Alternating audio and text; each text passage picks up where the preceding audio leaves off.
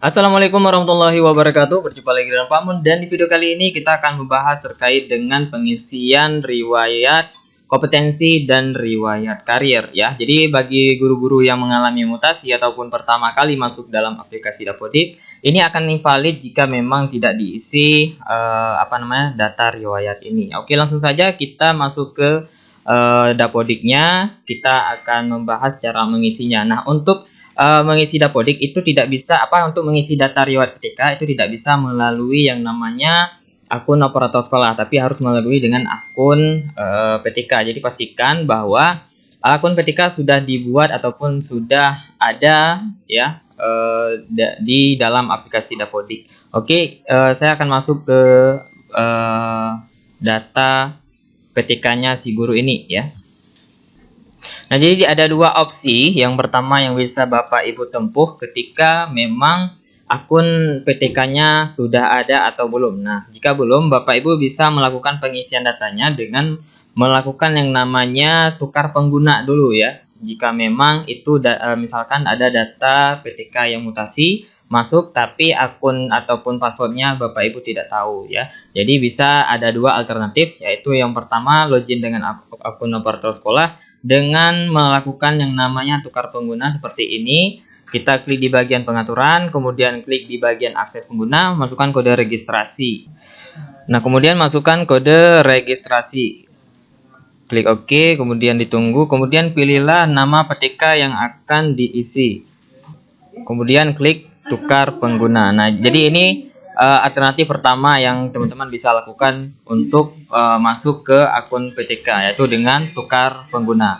Nah, kemudian klik di bagian GTK, kemudian guru ya. Nah, jadi kalau memang ada guru yang belum teman-teman tahu kode passwordnya, itu bisa melalui tukar pengguna.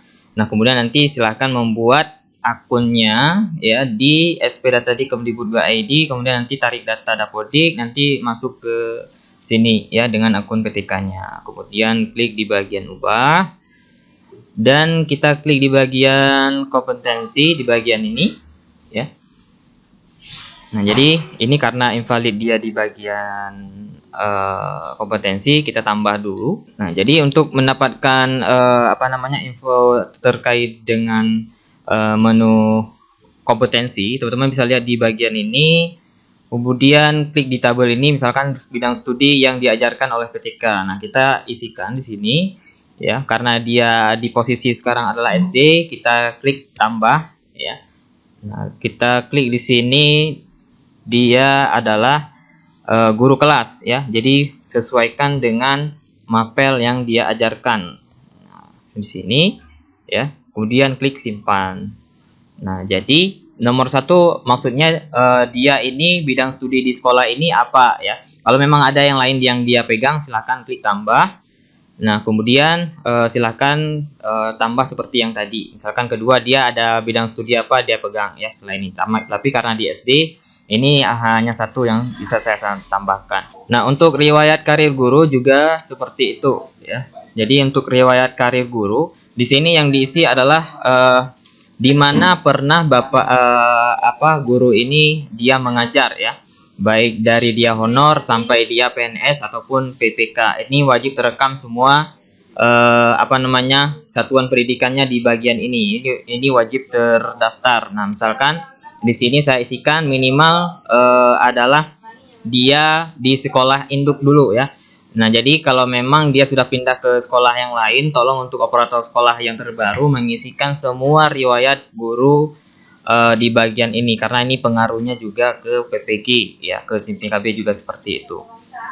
Bahkan untuk guru honorer ini masa honorernya akan dihitung juga di bagian riwayat karir ini ya. Oke, untuk memahami menu ini sekali lagi saya jelaskan kepada Bapak Ibu, klik aja di bagian tanda tanya. Di sini semua sudah ada komponen-komponen yang tabelnya ya. Maksudnya penjelasan dari tabelnya. Misalkan jenjang pendidikannya ya, jenjang pendidikan yang diajar. Jadi di sini bukan bidang studi ya, ataupun pendidikan terakhirnya, tapi di sini adalah jenjang pendidikan yang diajarkan. Minimal yang sekolah induk aja diisi dulu minimal ya. Tapi kalau memang bisa diisi semua ya, semuanya harus diisi. Kemudian statusnya PNS, jenis PTK-nya guru kelas karena di SD ya. Nah, kita pilih guru kelas. Kemudian lembaga pengangkat di sini adalah nama sekolahnya ya. Nah, jadi untuk lembaga pengangkat di sini ya. Jadi saya jelaskan kembali, kalau memang jenjang pendidikan itu adalah jenjang pendidikan di mana guru itu mengajar. Kemudian jenis lembaga itu di mana lembaga ini dia mengajar, itu pasti sekolah ya pilihannya. Kemudian status kepegawaiannya disesuaikan. Kalau memang honor, kalau memang PNS dia PNS, kalau memang PPK ya PPK. Kemudian jenis PTK-nya apakah dia guru mapel, guru kelas ya, dan sebagainya. Kemudian lembaga pengangkat ini adalah lembaga yang mengangkat dia yang mengutus ataupun yang mengirim dia ke bagian ini. Kalau memang dia adalah dari dinas, dia dapat SK-nya, maka diisikan dengan nama dinas terkait ya.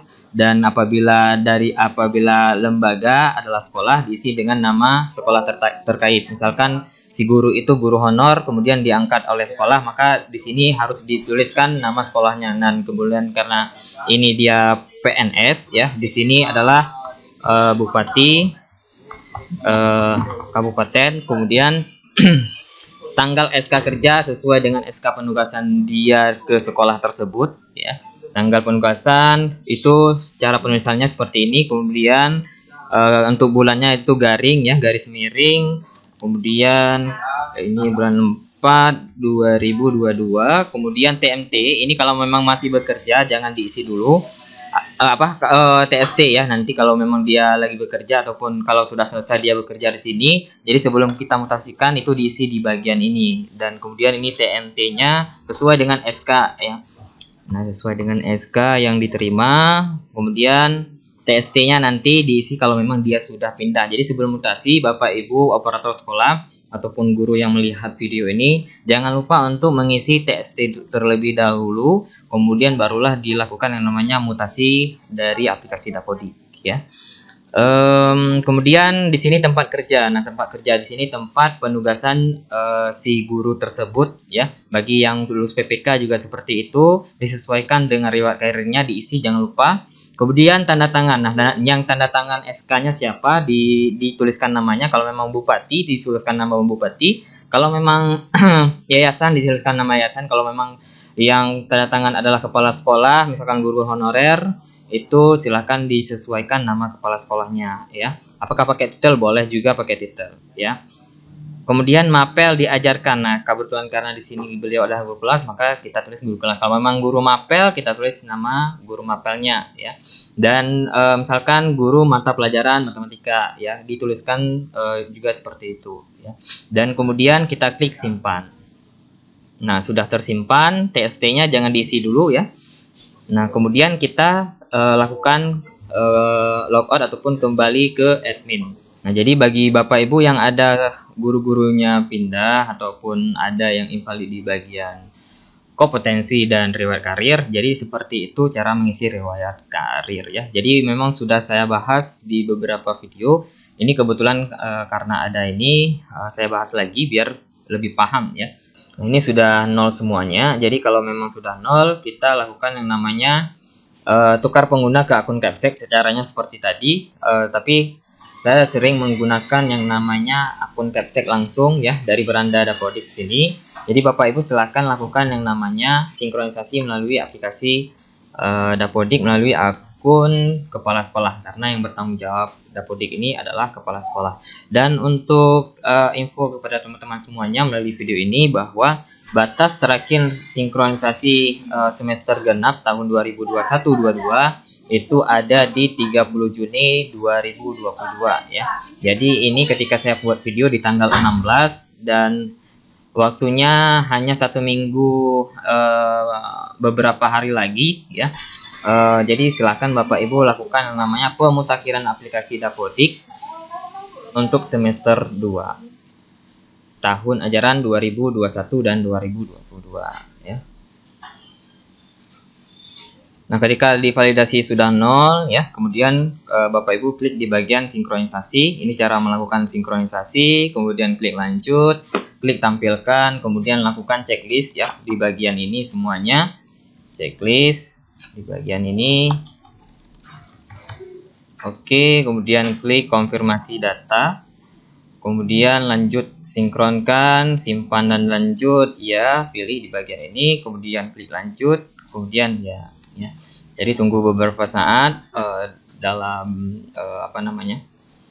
persiapan ya, koneksi dengan internet ya. Jadi sekali lagi saya sampaikan kepada Bapak Ibu, batas untuk penggunaan aplikasi versi 2022D Bintang ataupun tahun ajaran 2021-2022 itu 30 Juni 2022 ya. Jadi di atas tanggal itu tidak bisa lagi melakukan yang namanya sinkronisasi aplikasi Dapodik. Maka daripada itu Bapak Ibu silahkan melakukan yang namanya sinkronisasi terakhir ya di bulan Juni ini, baik hari ini ketika Bapak Ibu melihat video ini ataupun di tanggal lain sebelum tanggal 30 Juni. Jadi ketika nanti Bapak Ibu melakukan yang namanya install aplikasi Dapodik tahun 2022-2023 ya, di versi Dapodiknya 2023, maka nanti data yang terakhir itulah data yang masuk ke aplikasi Dapodik ya. Jadi jangan ketika sudah Bapak Ibu melakukan update data, baik itu PTK, baik itu data sekolah dan data siswa dan sebagainya, itu tidak terkirim ke server. Jadi pastikan sudah mengirim datanya ke server dan jangan hanya diedit di Dapodik saja, tapi tetap dilakukan namanya sinkronisasi aplikasi Dapodik ya. Mungkin itu yang dapat saya sampaikan di video kali ini. Mudah-mudahan ini bermanfaat bagi teman-teman semuanya tentang cara mengisi riwayat kompetensi dan riwayat karir ya. Jadi pastikan bahwa riwayat karir itu terisi dari awal dia mengajar ya, menjadi guru ya, karena di situ kan riwayat karir guru, bukan riwayat karir yang lain ya. Tapi di situ riwayat karir guru, tapi kalau untuk riwayat karir tendik itu ada di bagian kepegawaian untuk tendik ya. Jadi harus terekam semuanya kalau memang Bapak Ibu pernah pindah dari sekolah A ke sekolah B, dari sekolah B ke sekolah C dan sebagainya ya. Mungkin itu yang dapat saya sampaikan di video kali ini. Terima kasih. Saya pamit undur diri. Assalamualaikum warahmatullahi wabarakatuh. Tetap sehat dan tetap semangat.